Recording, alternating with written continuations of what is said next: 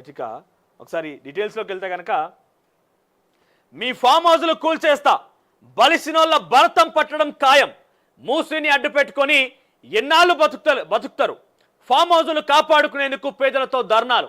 హైడ్రాపై అసెంబ్లీలో చర్చ జరిగిన విషయం గుర్తుందా? మరి అప్పుడెందుకు సూచనలు చెప్పలేదు? మీకు దమ్ముంటే ప్రత్యామ్నాయం చెప్పండి. కేటీఆర్ హరీష్ కిరాయి మనుషులతో హడావిడి చేస్తున్నారు. 10 ఏళ్ల రాష్ట్రాన్ని అడ్డంగా దోచుకున్నది చాలదా? బీఆర్ఎస్ ఖాతాలో 1500 కోట్లున్నాయి కదా, వాటిలో 500 కోట్లు. రేవంత్ రెడ్డి వ్యాఖ్యలను డెఫినెట్గా తప్పుపడతా. ఏంటంటే ఇక్కడ మాట్లాడిన మాటలు మీకు చూపిస్తా. ఇదేంటి మీ సొంత సభనో కాంగ్రెస్ పార్టీ వేదికనో కాదు. ఎందుకు పెట్టిన మీద సభని ప్రభుత్వ డబ్బులతోని, అంటే ప్రజలు చెల్లించిన ట్యాక్స్ రూపంలో వచ్చిన డబ్బులతోనే మీరు ఆ వేదికను ఏర్పాటు చేసి ఆ వేదిక మీద నుంచి ప్రజలకు ఏమైనా సందేశం ఇవ్వండి. ఇదే వేదికలో మీరు ఇన్ని మాటలు మాట్లాడిరు కదా, ఈ మాటలల్లా రైతు భరోసా గురించి అయినా మాట్లాడిరా? రైతు రుణమాఫీ గురించి మాట్లాడిరా? విద్యార్థులకు 6000 కోట్ల బకాయిలు ఉన్నాయంట, స్కాలర్షిప్లు, ఉద్యోగ వాళ్ళకి సర్టిఫికేట్ ఇవ్వండి ఇస్తారు, దాని గురించి మాట్లాడిరా? విద్యాశాఖలో విలువల గురించి మాట్లాడి విద్యాశాఖ గురించి సమీక్ష పెట్టిరా? వీటికి సమయం ఉండదు. ఆ వేదిక మీద ఈ అంశాల గురించి మాట్లాడడానికి మీకు అవకాశం ఉండదు. దొరికింది కదా మైక్ అని చెప్పి ఇంకా కూడా ప్రతిపక్ష నాయకుడిగా గదే మల్కాజ్గిరి ఎంపీగానో కొడంగల్ ఎమ్మెల్యే లెక్క మాట్లాడుతున్నారు తప్ప మీరు అధికార పార్టీలో ముఖ్యమంత్రి పొజిషన్ ఉన్నట్టుగా మీరు మాటలు కనబడతలేవు. మీరు నిజంగా మాట్లాడినా కూడా మీడియా సమావేశం పెట్టుకోండి, లేదా ఇంకేదైనా పెట్టండి. కానీ వేదిక మీద కొన్ని 100 మంది చూసేటువంటి ఆ కార్యక్రమాన్ని, కొన్ని 1000 మంది చూసే కార్యక్రమంలో ఇష్టం వచ్చినట్టుగా మీ రాజకీయ స్వార్థాన్ని ఇక్కడ కూడా తీసుకోవచ్చు. ఇక్కడ ఒక రుద్దేసి ప్రజల సొమ్ముతో వేదికలు ఏర్పాటు చేసుకుని మీరు ఏం మాట్లాడుతున్నారయ్యా? ఒక్కసారి మాటలు చూద్దాం. ఇంకా కూడా గదే ప్రతిపక్ష పాత్ర ఉన్నట్టు కనబడుతుంది ఆయన.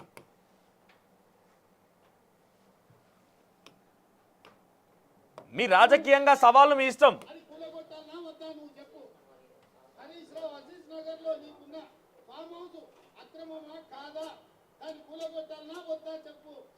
సబితమ్మ, నీ 3 కొడుకుల పేర్ల మీద 3 ఫామ్ హౌసులు కట్టినావు కదా, నువ్వు సబితమ్మ లేక పేద అరుకులు అరవకమ్మా, నీకున్న ఫామ్ హౌసులు కూడా లెక్కలు ఉన్నాయి.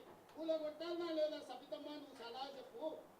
నీకు అందంగా ఉన్న కేవీపీ రామచంద్రరావుని కూలగొట్టాలన్నా వద్దా చెప్పు. ఇవాళ అక్రమంగా ఫామ్ హౌసులు నిర్మించుకొని కేసీఆర్ జన్వాడలో నీకున్న ఫామ్ హౌస్ అక్రమ నిర్మాణం కాదా? అది కూలగొట్టాలన్నా వద్దా నువ్వు చెప్పు. ఏమంటాడు ఇక్కడ? మూసి కూల్చివేతలకు సంబంధించిన అంశం కొంత రాష్ట్ర వ్యాప్తంగా చర్చనీయాంశం అవుతుంది కాబట్టి ఒక వేదిక మీద ఇదేంటి డిజిటల్ హెల్త్ కార్డులు అంటూ రాష్ట్ర ప్రజానికానికి అందజేసినటువంటి డిజిటల్ హెల్త్ కార్డుల ప్రారంభోత్సవంలో పైలట్ ప్రాజెక్టుగా తీసుకున్న కొన్ని విషయాలకు గాను దాని ఇనాగ్రేషన్ దానికి సంబంధించిన ప్రారంభోత్సవ సభ అది. ప్రజలు ఇచ్చినటువంటి ట్యాక్స్ చేత కట్టేటువంటి ప్రభుత్వ కార్యక్రమం అది.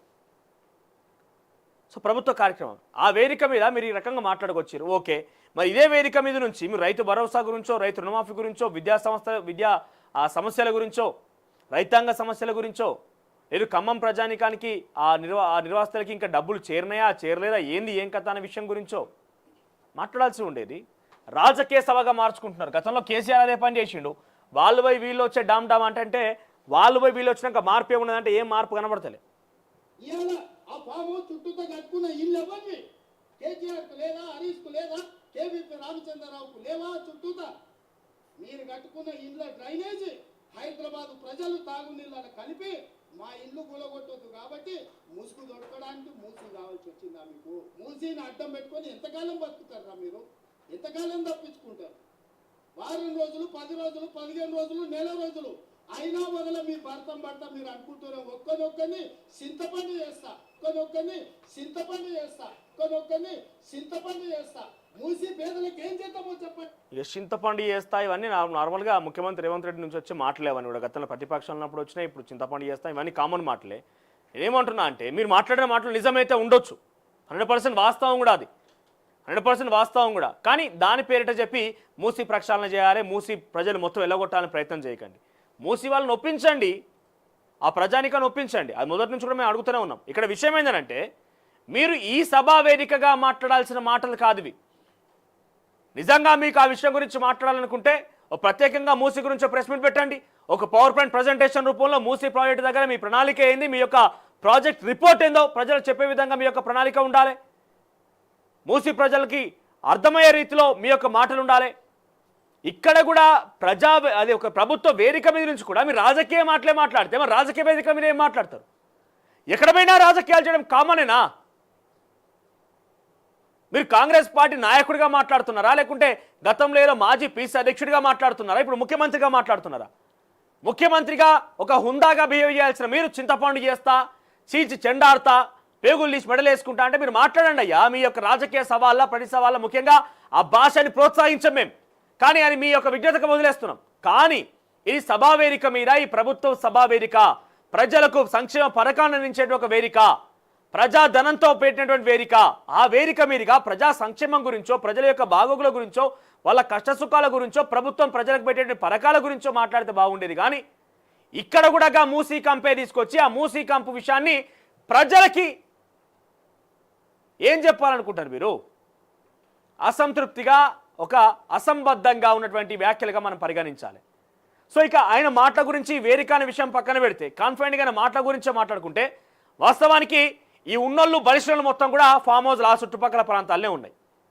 మీకు తెలుసో ఏదో చాలా వరకు పెద్ద మనుషులు చెప్తుంటే ఇప్పుడు కూడా నా నుండి ఒకటి ఉన్నదంటే కొన్ని పుస్తకాలు కూడా ఉంటుంది. హైదరాబాద్ అనే ఒక పుస్తకంలో, అంటే హైదరాబాద్ గురించి దాని యొక్క ప్రతిష్టత గురించి చెప్పే పుస్తకాల్లో ఉంటుంది. గతంలో కూడా చెప్పుకొచ్చాను. ఒక మాట ఏంటంటే, ఊర్లలో పొంటి అక్కడెక్కడ చుట్టుముట్టుండే పిల్లలు కాస్త పెళ్లి సమయం వచ్చినాక ఆడపిల్లలు, ముఖ్యంగా ఆడపిల్లలు కానీ మగపిల్లలు కానీ ఒక 10 రోజులు హైదరాబాద్ పోయి రాపో అని చెప్పి పంపిద్దురట, ఇక్కడ చుట్టాలో పక్కాలో ఉంటే. ఎందుకయ్యా అంటే ఇది గతంలో జరిగింది. ఎందుకయ్యా అంటే ఇక్కడ ఈ మూసీ రివర్ కానీ, వికారాబాద్ అడవుల నుంచి వచ్చినటువంటి ఆ జలధార, మూసీ రివర్ కానీ, ఇక్కడ ప్రకృతి కానీ, ఒకప్పుడు ఇంత పొల్యూషన్ లేకుంటుండే కదా. సో అడిగి పోతే జర మనుషులు గ్లో వస్తుంది. ఎందుకంటే అంత ప్రకృతి, వనాలతో కూడుకున్నటువంటి ప్రకృతి తో వచ్చేటువంటి నీరు అదంతా కూడా, మనం తాగే నీరు, మూసీ నీరు కానీ, లేకుంటే మంజీరా వాటర్ కానీ, అన్నీ కూడా ఇప్పుడు ఎంత కలుషితం ఉండాలో, ఎంత విధ్వంసం ఉండాలో ఆ యొక్క ప్రకృతి విధ్వంసం అయిపోయింది. సో ఇప్పుడు ఆ బలిసినోల ఇండ్లు మొత్తం గా చుట్టుపక్కల ప్రాంతాలనే ఉంటాయి. ఉస్మాన్ సాగర్, హిమాయత్ సాగర్ అనే యొక్క ఈ రెండు జంట జలాశయాలు కాస్త ఆనాడు ఎటువంటి మోటార్ లేకుండా, ఎటువంటి ఎలక్ట్రిసిటీ సంబంధం లేకుండా కేవలం పైప్ లైన్ల ద్వారా, కాలువల ద్వారానే ఈ రెండు జలాశయాల నీటిని సాగునీరు కోసం హైదరాబాద్ జనం ఉపయోగించుకునే రకంగా అప్పుడు ఇంజనీర్లు చాలా ప్రతిష్టాత్మకంగా రూపొందించినటువంటి రెండు ప్రాజెక్టులు అవి, ఉస్మాన్ సాగర్ కానీ, హిమాయత్ సాగర్ కానీ. దాన్ని ఇప్పుడు మొత్తం పొల్యూట్ చేసేసారు. ఎందుకు పొల్యూట్ అయిందంటే ఈ కాంక్రీట్ జంగల్ అనేది అక్కడ దాకా పోయింది. ఎవరు మరి అక్కడ కాంక్రీట్ జంగల్ ఏర్పాటు చేసింది? ఎవరు? సామాన్యులు బయట ఇల్లు కట్టుకున్నారా? ఎవరు ఇల్లు కట్టుకున్నారు? సేదతీరడం కోసం, పార్టీలు చేసుకోవడం కోసం, ఉన్న డబ్బుని ఎక్కడ దాచుకోవాలో తెలియక ఇవన్నీ తీసుకుపోయి పెద్దోళ్ళు కాస్త ఇక్కడ రేవంత్ రెడ్డి చెప్పిన కొన్ని పేర్లే, 3 పేర్లే ఉన్నాయి. ఏంటిది? కేటీఆర్ జన్వాడ ఫామ్ హౌస్ నీది కాదా అని చెప్పి మాట్లాడేది మళ్ళీ మాట్లాడుకొచ్చిండు. ఆ తర్వాత కేసీఆర్కి సంబంధించినటువంటి అది హరీష్ రావుకి సంబంధించి అజీజ్ నగర్ ఫామ్ హౌస్ అని చెప్పుకొచ్చిండు. సవితమ్మకు సంబంధించినటువంటి 3 కొడుకుల ఫామ్ హౌస్ అని చెప్పుకొచ్చిండు. కేవీపీ రామచంద్రరావు అని చెప్పుకొచ్చిండు. కానీ ఇదే సభావేదిక మీద మీ పక్క పంటే ఇందులో ఫోటోలో ఉన్నది,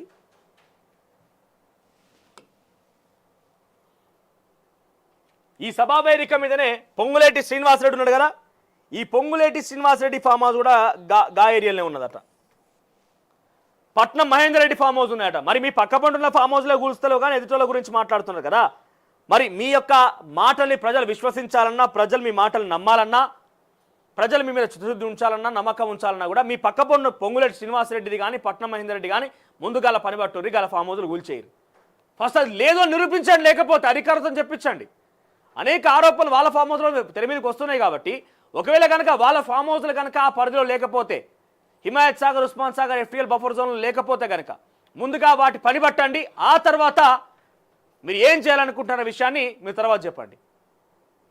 కానీ మీ పక్కనే అటువంటి అక్రమాలకు పాల్పడే వ్యక్తులను పక్కన పెట్టుకొని, ఎఫ్టీఎల్ బఫర్ జోన్లో నిర్మాణం చేపట్టినటువంటి ఆక్రమణదారులను పక్కన పెట్టుకొని మీరు ఎదుటి వాళ్ళ గురించి మాట్లాడుతున్నారు.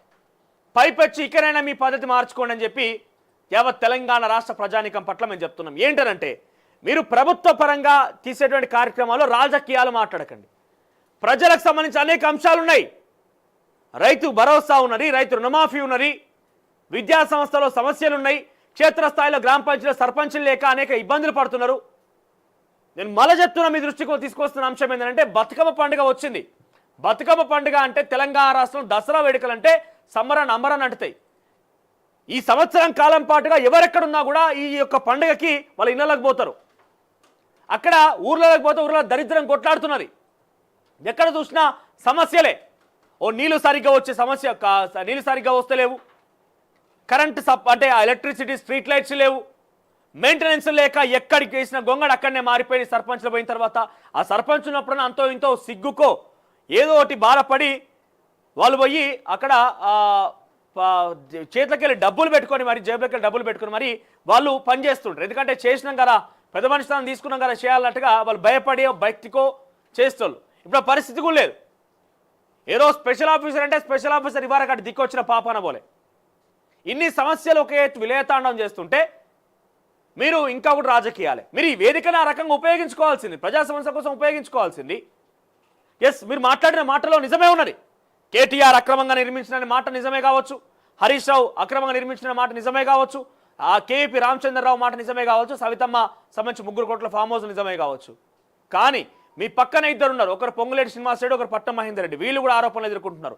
వీళ్ళ విషయంలో నిజాలు ఏంటి, ఏ రకంగా అయితే ముమ్మరంగా వెళ్ళి జన్వాడ ఫామ్ హౌస్ దగ్గర వేగంగా సర్వే చేపట్టి ఆ సర్వే ఏం జరిగింది ఎట్లా అని చెప్పారో అట్లనే పొంగులేటి శ్రీనివాసరెడ్డి ఫామ్ హౌస్, పట్నం మహేందర్ రెడ్డి ఫామ్ హౌస్ గురించి ఎందుకు ప్రస్తావించారు, ఎందుకు మాట్లాడరు, ఎందుకు అంశం తీసుకురారు? ఒకసారి తేజు కేటీఆర్ అయిపోయింది. అది కేటీఆర్ ఏమంటాడు, ఈ ఫామ్ హౌస్ నాది కాదు నా తోస్తుంది అంటాడు. మీకు లింక్ పంపించాను ఆల్రెడీ. సో ఏమంటాడు, ఈ ఫామ్ హౌస్ నాది కానే కాదు మా దోస్తుడికి ఈ ఫామ్ హౌస్ అంటాడు. ఎవరంటే ప్రదీప్ రెడ్డి అట. ప్రదీప్ రెడ్డి ఫామ్ హౌస్ నేను లీజ్ తీసుకున్నా అని చెప్తాడు. సో ఏదేమైనా కూడా నిజానికి ఈ మూసీ ప్రక్షాళనకు సంబంధించిన అంశంలో రకరకాల ఊహాగాన జనిత వార్తలు మనకు కనబడుతున్నాయి. సో నిజానికి మీరు అది చేయాలనుకుంటే ఇక్కడ రేవంత్ రెడ్డి ఏం చేయాల్సి ఉండే అంటే